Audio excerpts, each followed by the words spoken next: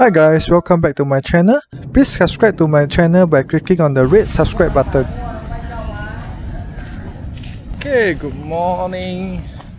Today is 28th of April 2024. 28th of April is also the World Pinhole Photography Day. So I thought I'd take a walk near my neighborhood and try to do some pinhole photography. And I have a new pinhole camera from Jollylook. So this Jollylook pinhole camera is made from plywood, and I took about 2 hours to assemble it a few days ago. I will show a video, a time-lapse video of the assembly, but I will not go into details how I do it in this video because I think there are already a few videos on the assembly of this camera. So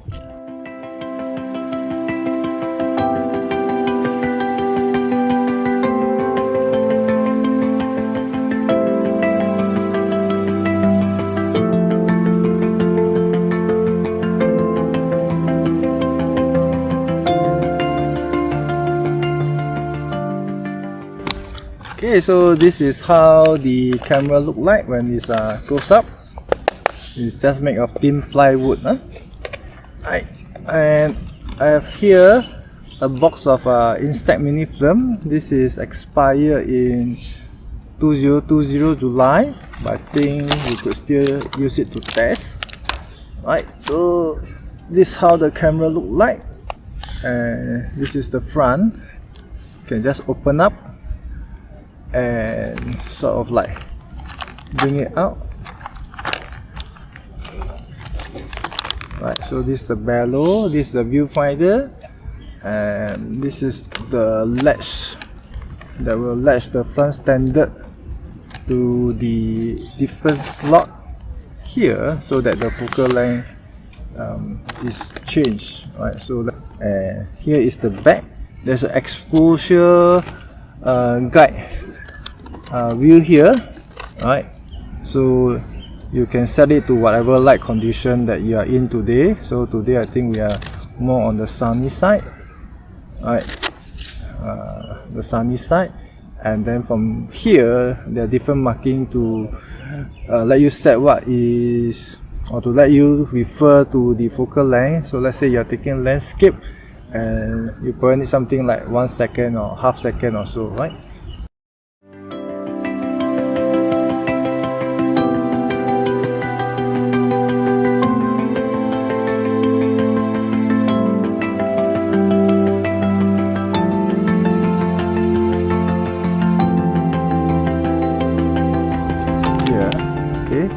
So before we start shooting, we need to remove the dark side first. So just wind it up.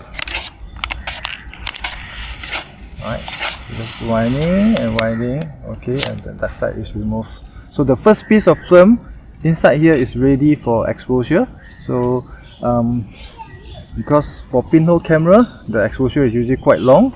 So I have a tripod with me, and right below this camera there's a tripod mount. So I'll mount this camera on the tripod.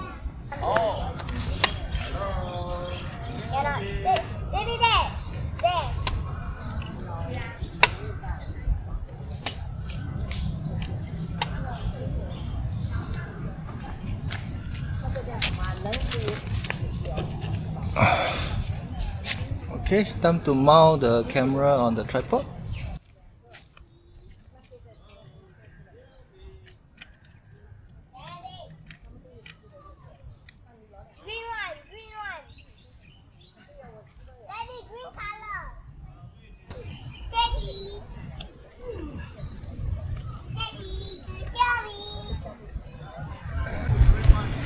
Okay, so behind me is the playground, so some colors here. So I thought the first shot I will try it here. The clouds has covered the sun, so it's not so strong now, which is good because for Instax film, the dynamic range is actually quite narrow. So if we have patches of sunlight and shadow, usually we have to sacrifice one of them.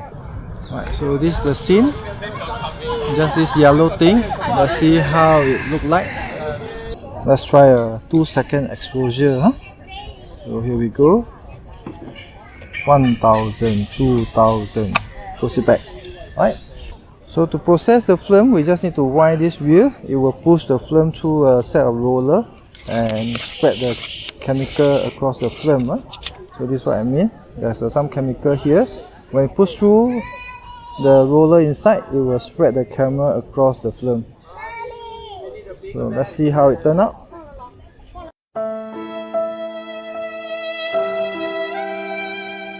Okay, just another scene. Here is a bench, right, and it's kind of under the light. So I'm just going to estimate the exposure. Maybe this I will go for like 8 seconds, right, and see how it goes. Okay, ready and go. 1000, 2000, 3000, 4000, 5000, 6000, 7000, 8000, and close it back. Okay, and process it.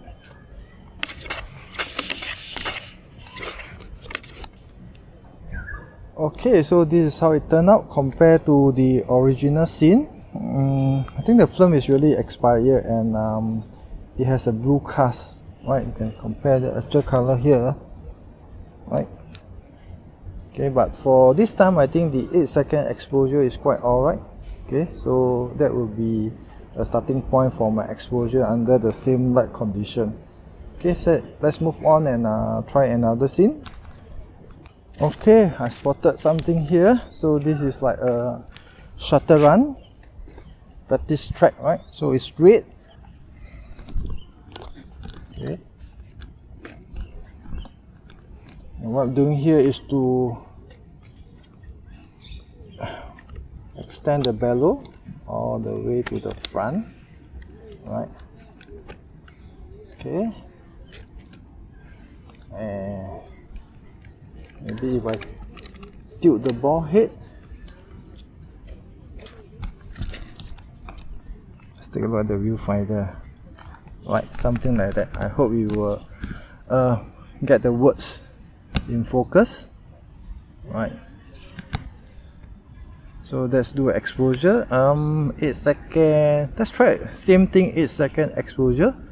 Because now there's more sun, but because the focal length is also longer, so we need to have more time.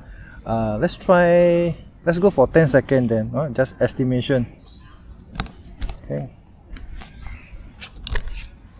Okay, so for this, let's go. 1000, 2000, 3000, 4000, 5000, 6000, 7000, 8000, 9000, 10,000. Right, same thing. Let's process the film. Okay, I quite like this rear, right? It's quite smooth, better than I thought. I did 3 attempts here. Right. The first one was for 8 seconds. Not only the composition was off, but the exposure was kind of dark. Right. The second one I exposed for 20 seconds. Right. I didn't manage to get the whole of the S for the start, right? But I think the exposure is alright for 20 seconds. And the third one I tried for 15, but I think I prefer the one. At 20 seconds, right? So for long focal length, I think the viewfinder isn't too accurate, so you have to do your own adjustment, right? So other than the color of this expired film, I think this camera works quite well. I would say that it's relatively sharp, right, compared to the actual scene itself. You can look here, right, SHU, right? Okay. Alright, so this more or less conclude my test shoot with this Jollylook Pinhole Instax mini camera. So what are my thoughts with it, and would I recommend you to get this camera? First of all, my thoughts, I think it works as it should. In terms of exposure, it's quite easy. Just pull the lever down to expose the pinhole, and then wind the wheel to develop the Instax mini film. I think the developing was a lot smoother than I thought for such a DIY product. In terms of exposure, I didn't use the exposure guide at the back of the camera here, but I tried to use MrPinhole.com, but I find that the calculation is not actually accurate. It tends to go underexposed. Of course, that probably is due to the expired pack of Instax mini film that I was using in this camera. So what I did was to compensate for the underexposure by exposing it longer. So I think that would solve the exposure issue. So would I recommend that you get this camera? I would say that depends who you are or who you are trying to get this for. If it's for a gift or you want to give it to a teenager to try to let him or her self-assembly this camera, I think it's suitable. Or if you are someone is trying to start up Pinhole camera and you don't want to make your own, this is another choice, right? But as we all know, Pinhole camera can be made easily. In fact, on my website, I do have a few videos that talk about making your own Pinhole cameras. Right? Just take any light-proof container and use some photo paper, and you will be able to make your own camera. Right?